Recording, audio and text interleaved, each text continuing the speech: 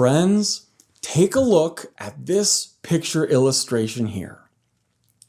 Let's clear our minds for a moment, and let's start discussing what we see here in this picture. Do you see anything wrong in this picture?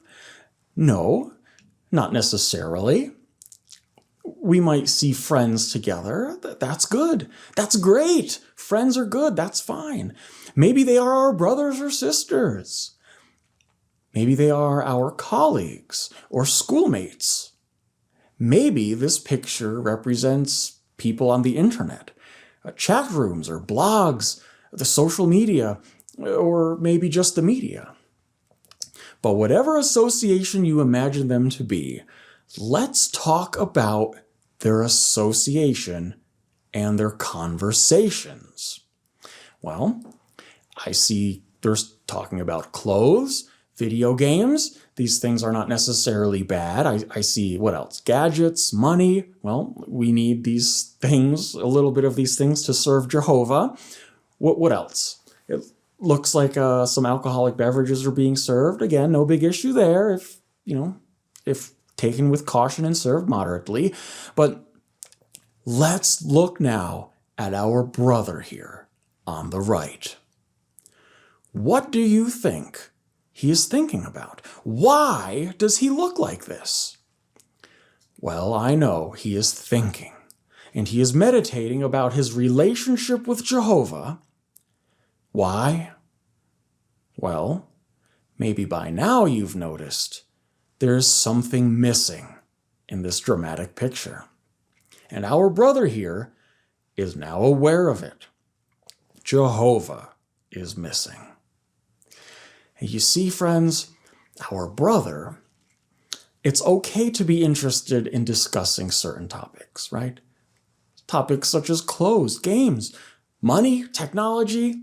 I mean, these aren't really kingdom related, but there's nothing wrong with having conversations about these. However, the dramatic expression on his face reveals that he is concerned with his relationship with Jehovah and whether or not these are good associates or not.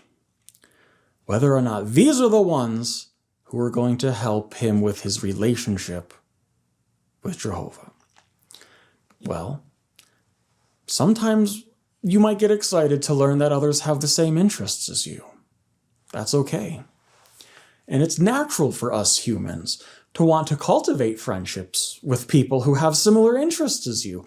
I love science, so I get really excited to talk about science. But isn't that why we've become friends with Jesus? Isn't that why we are friends with our brothers and sisters? Because we have similar interests. We love Jehovah. Well, look again at our brother in the illustration. Perhaps he is asking this question: are these good associates? But what can help him? How can he tell? Well, please notice these two questions that could help you determine, and that will help our brother determine, if someone is good association or not. Notice this question: will their companionship help me improve my relationship with Jehovah? If yes, okay, good. Okay, but how about this? What do their conversations reveal about what is important to them?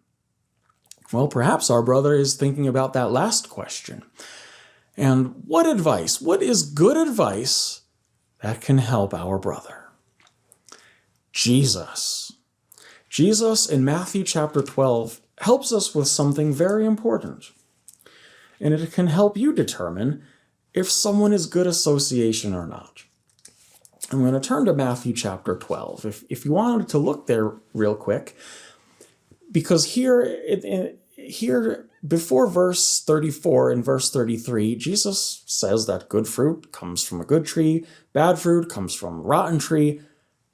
But notice in verse 34, he's talking to the Pharisees, and he calls them offspring of vipers.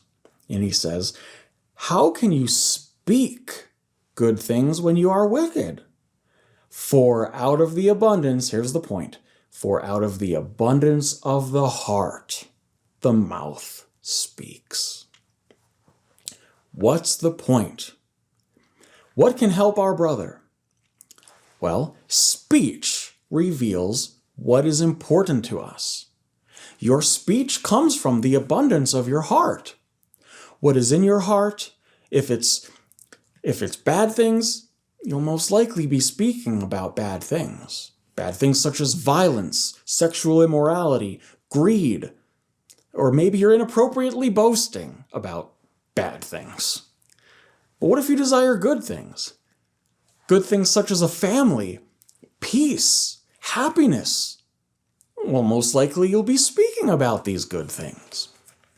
Yes, you can learn a lot about a person by what they enjoy talking about. A person, for example, we mentioned marriage, but a person, for example, desiring to marry, for example, would enjoy talking about children, relationships, the threefold cord. So it's easy to see how we can make good associates is by paying attention to what they talk about, because you'll be surprised what you can learn about somebody just by listening to what they say. People of Jesus' day, well, they were hearing what the Pharisees had to say, and they also heard about what Jesus had to say. And well, most of them wanted to be friends with Jesus. Yes, Jesus, well, he also listened to the Pharisees, and what did he have to say about them, about what they were talking about? Jesus called them offspring of vipers. A viper is a poisonous snake.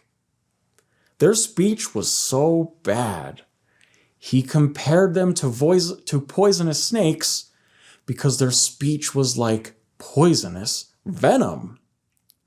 It was clearly affecting the flock. The Pharisees became so overly obsessed, for example, with their traditions that they completely neglected the flock. It would be like an elder today, for example, who was so concerned about the accounts that he didn't pay attention to his service group. But they were poison, these words coming from the Pharisees. They were not forgiving. They condemned God's people rather than help them. And because of that, they would so much rather enjoy their positions. It doesn't seem like somebody I would want to be friends with. In fact, a poisonous viper? I would run from something like that. Could you imagine one day if you stumbled upon a family of poisonous snakes? You would be out of there. So yeah, if you were associating with these Pharisees, it was as if you were being bitten by a poisonous snake. And so Jesus very clearly identifies how speech can affect other people, and in the abundance of our heart is what the mouth speaks. Whether you are a worshiper of Jehovah or a non-worshiper of Jehovah, your speech and your association can identify you. Because in this way, our hearts can easily be deceived, right? The Bible tells us to safeguard our hearts. We don't want to be deceived into thinking association is good when it's bad. We need to use protective measures to make sure that our hearts are tucked away. Just like a sturdy and fortified rampart wall can protect a castle and its soldiers, so Jehovah, trusting in Jehovah's way, it protects your heart. And that is why we must be careful when choosing our associates. You see, the absence of Jehovah, that should be a sign that something is not good.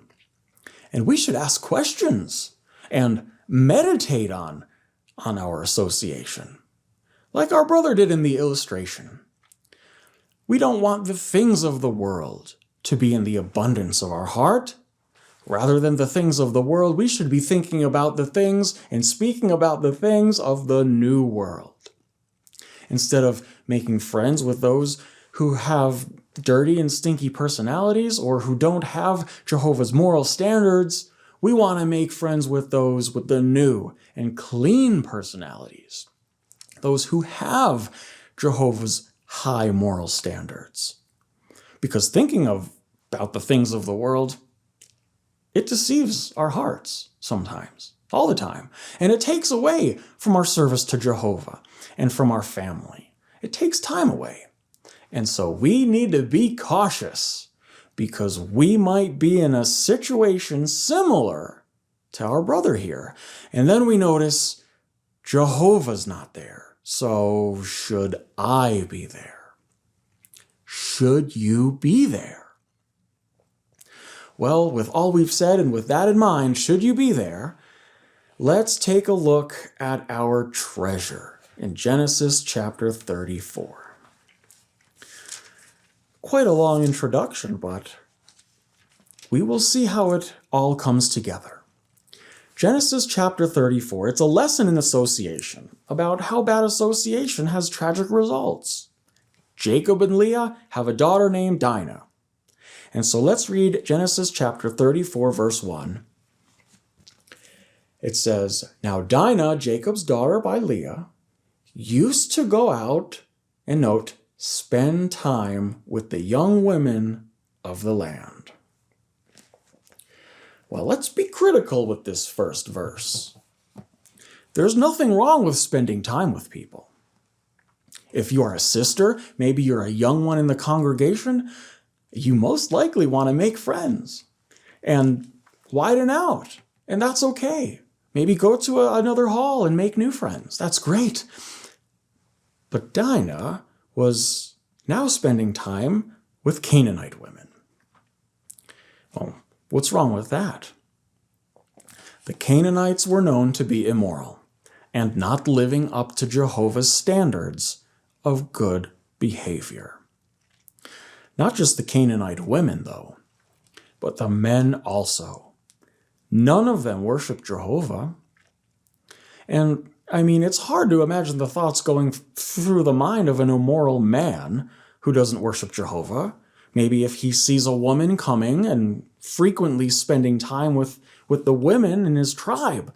I mean, what thoughts could he possibly have toward this innocent, young virgin girl who's spending that time and frequently visiting his tribe?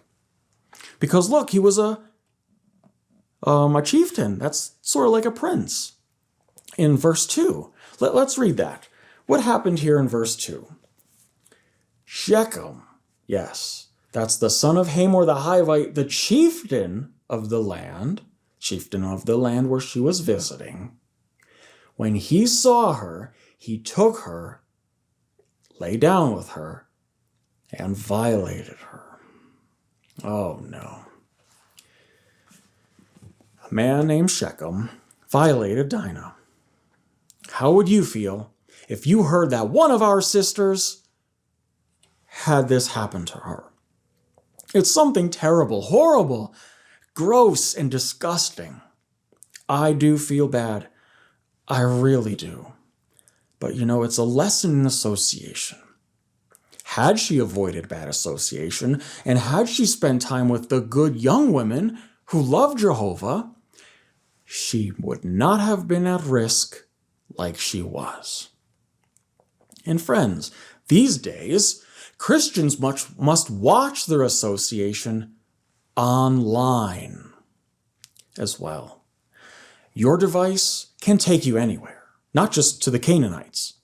If you don't understand the safety features or on your device or with your social media platforms you use, if you don't understand these safety features, you could be at risk if you don't apply them.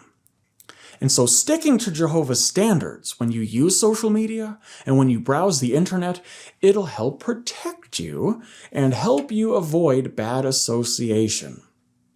You see, when you include Jehovah, when you are friends and you make friends with those who love Jehovah, it's that much better.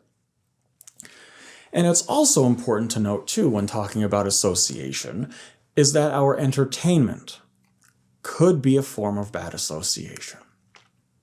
How much time do you spend with your entertainment, with your association. You see, for example, sometimes someone might be easily deceived into thinking something's good when it's bad. For example, maybe, a brother might say, there's nothing wrong with viewing this photo or this video, but over time, more and more frequent visits, the behavior will change. This person's behavior will change. Their relationship with Jehovah is in danger. They're at risk if they don't stop. And when you practice something immoral, when you spend time with those who are immoral, your standards are lowered, and people around you will notice, their standards are lower. And you see, when something is immoral, this is important, notice this. When something is immoral, it means it has a very low quality standard. And therefore, if something or someone is sexually immoral, it means their behavior and their conduct reflect a low quality standard. Can you see why it's important to associate with friends who have Jehovah's standards? By doing something, when doing something or doing anything, you have to choose your association wisely. But when you do, ask yourself, is Jehovah there?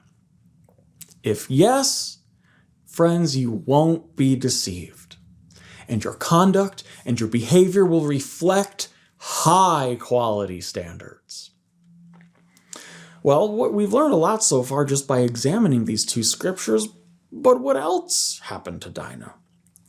The story revealed so far, let's review. Dinah spent time with the Canaanite women. It was Shechem who was there, a chieftain of the land, who saw her and then violated her. But let's talk about Shechem. Who was he? Well, as mentioned here, he was a chieftain in the land where she was frequently visiting. And again, I mentioned before, that's someone like a prince. And so maybe at first he didn't have sex or rape on his mind. But notice the account, right? She used to spend time with the young women. That means perhaps over time, right? Those frequent visits. And so maybe his passion became aroused by this young virgin's frequent mingling there. And yeah, without any godly moral standards, perhaps Shechem did what most Canaanite women would have considered natural. He may have reasoned, Dinah's frequently visiting, coming over, to my land. She must like it here. And think about what that means for you. What could happen if you don't avoid bad association? If you're not careful, friends, you could be at risk. Your intention might not be sex or committing violent crimes or start smoking and gambling and betting on the stock markets. These things deceive you and take you away from Jehovah and his organization. You might hate all of it, but it's those frequent visits, those innocent curiosities that put you at risk. You could be looming in bad territory like Dinah. So avoid bad association. Avoid it like the plague, they say. Avoid it like it's poison. If you think a person is really friendly, well, remember our video, The Prodigal Returned? The boy thought his co-workers were friendly, and even that one witness, baptized witness. But the boy even trusted in his non-witness co-workers more than he relied on Jehovah, and that's what it means when it said the heart is treacherous. It doesn't mean you have a bad heart or you're a bad person. It means if you are not careful, you could be deceived. You could start trusting in someone else and not Jehovah. And our poor boy in that video, he was deceived at every angle. He lowered his standards because of his association. And if you regularly associate with someone who has low quality standards, what might they think about your standards?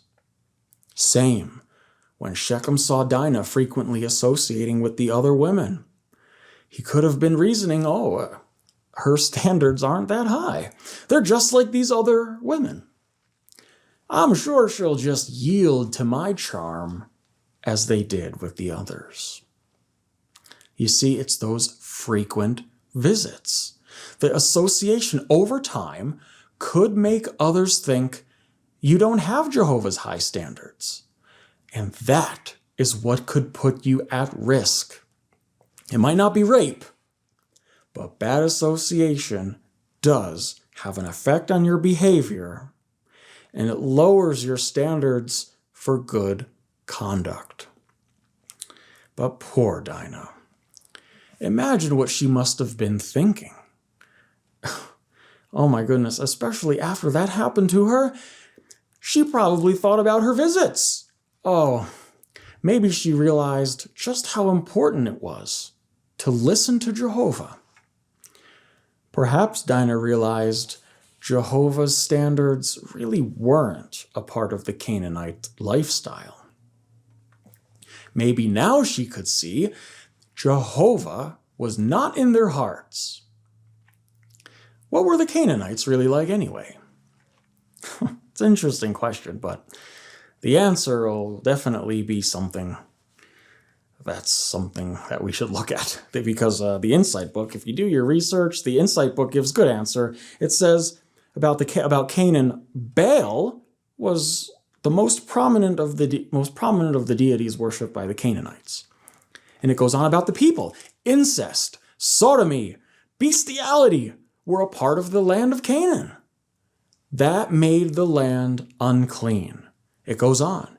Magic, spellbinding, spiritism, sacrifice of their children by fire were also among the Canaanites. Detestable practices.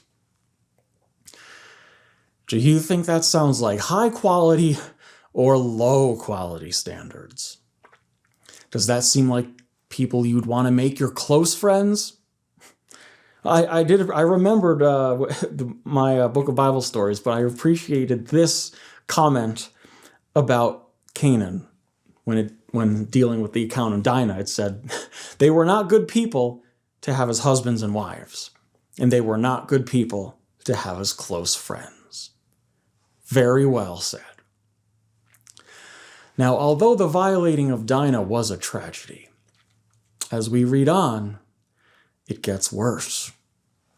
Notice how her family felt when they found out about the news of what happened to her. Let's read verse 7. Genesis 34, verse 7 says, "But the sons of Jacob heard about it and returned from the field right away. They were offended and very angry because he had disgraced Israel by laying down with Jacob's daughter, something that should not be done." Well, yes, we can see the feelings. We can see what was going on with these brothers of Jacob, or these brothers of Dinah, Jacob's sons. Her brothers were very upset. Look how her brothers felt when they heard about the news of her sister. They were offended, angry, disgraced, because this man Shechem defiled Dinah, their sister. Well, how upset did they get? Did they do something about it? Yeah, they did. The story unfolds this way. I won't read it, but Shechem wanted to marry Dinah after he violated her. He wanted to marry her. And so Shechem's father Hamor went to Jacob and his sons to ask for Dinah's hand in marriage and to form marriage alliances with them. But in his offer, in Hamor's offer to Jacob, I noticed he didn't say anything about Jehovah because, well, Jehovah wasn't in their hearts. He didn't mention Jehovah at all. And sometimes it's the same with bad association. Jehovah isn't in the conversation. It's not in their hearts. What they say, what they talk about, what they want it, how they think about it. Jehovah isn't there. And so anyway, we know Dinah was violated. And now her violator wants to take her as wife. And his father is now asking Dinah's father for them to be married. And when her brothers heard about it, they became so furious because they felt her sister was being treated like a prostitute. So what did Dinah's brothers do? Something not good. Jacob's sons, Dinah's brothers, Simeon and Levi, they tricked Hamor and his son Shechem. They told Hamor if Shechem and all the men in the land got circumcised, Shechem could take Dinah as wife, and the other men could take daughters of Israel as wives too. Jacob's sons agreed to this request, but, well, only so that they could take revenge on her sister. And so Hamor, Shechem, and all the men, they got circumcised. But look what happened in verse 35.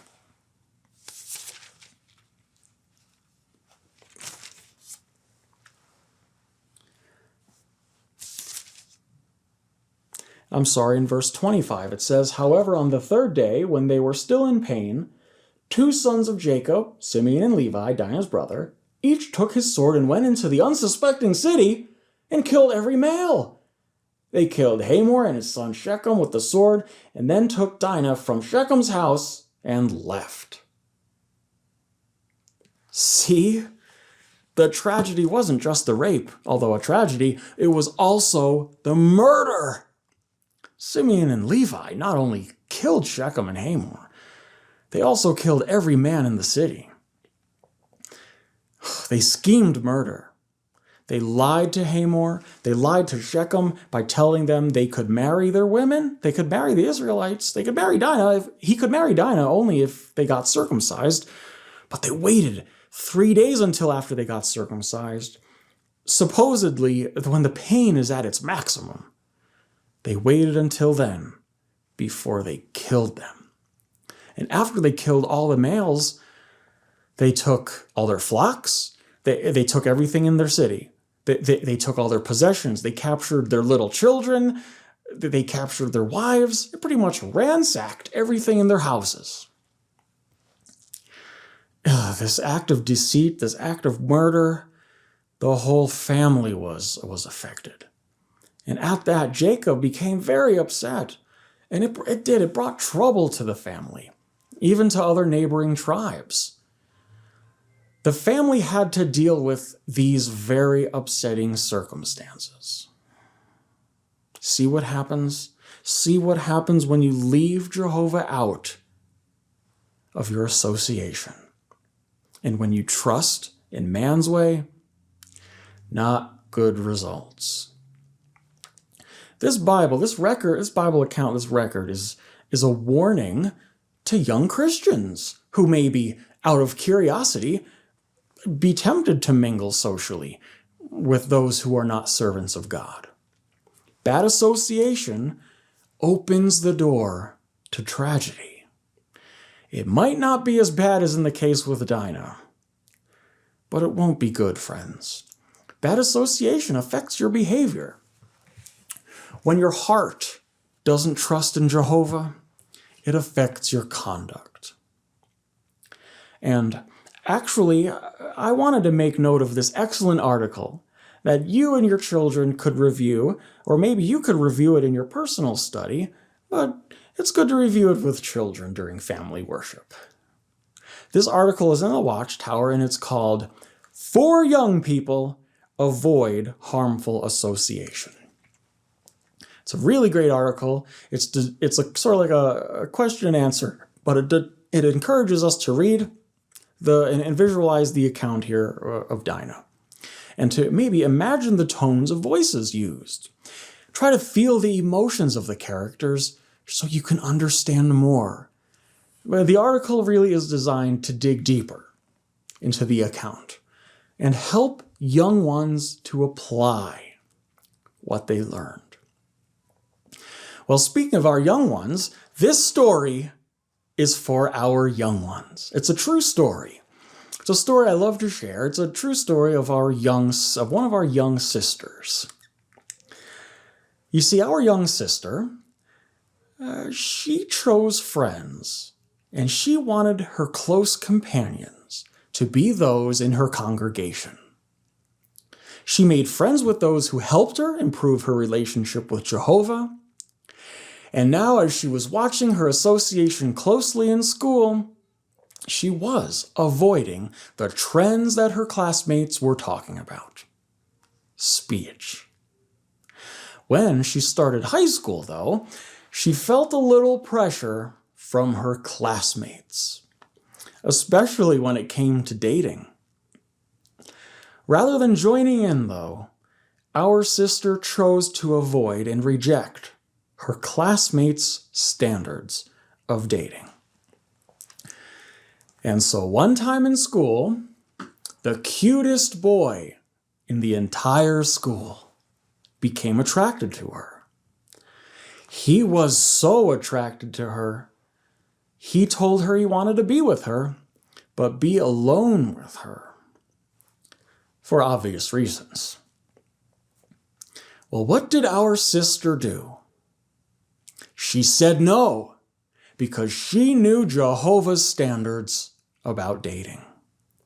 She kept Jehovah on her mind, even while at school. She didn't associate closely with her classmates, who may have wanted her to lower her standards. Well, actually, as you could imagine, yeah, all the popular girls in her school, they wondered why she said no. And they even said they would give anything to be with that boy. Really? Well, note what happened after that. To our sister's surprise, just a few weeks had gone by, and she noticed that boy, the really cute one, was no longer at school anymore. As it turned out, the boy had contracted AIDS and was taken out of school because of the condition. Now, I don't know about you, but I would much rather have COVID-19. But seriously, friends, young ones, this story of our sister teaches a very valuable lesson and goes hand in hand with what happened with Dinah. It shows what could have happened if Dinah stayed away from the young women of Canaan.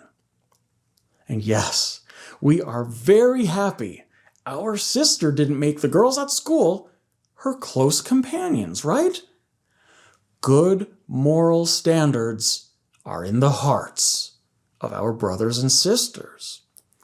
And our dear young sister, in having Jehovah in her heart and yielding to his standards, was not deceived by those who do not have Jehovah in the abundance of their heart. So let's do a quick summary, friends. Can you answer this question? What can help us determine if someone or something is good association or not? The answer goes back to our brother in this picture. Here is how to determine if someone or something is bad association. We ask ourselves these two questions. Will their companionship help me improve my relationship with Jehovah? And this question, what do their conversations reveal about what is important to them? If you can't see Jehovah there in the conversation, maybe it's because he really isn't there. If you can't see Jehovah, he isn't there. You ask, where is Jehovah? And then you realize you would rather be where Jehovah is, with your brothers and your sisters. So, friends, we've learned bad association affects our behavior, and it can affect the behavior of those around us. Bad association causes us to lower our standards, and they could even take those with low standards, they could take advantage of us if we lower ours as well. But like our dear young wonderful super sister,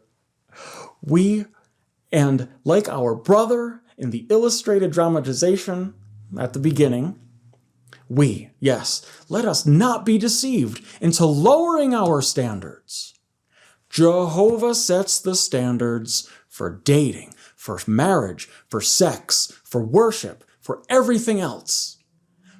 By sending down Jesus to the earth, he even set the standard for love.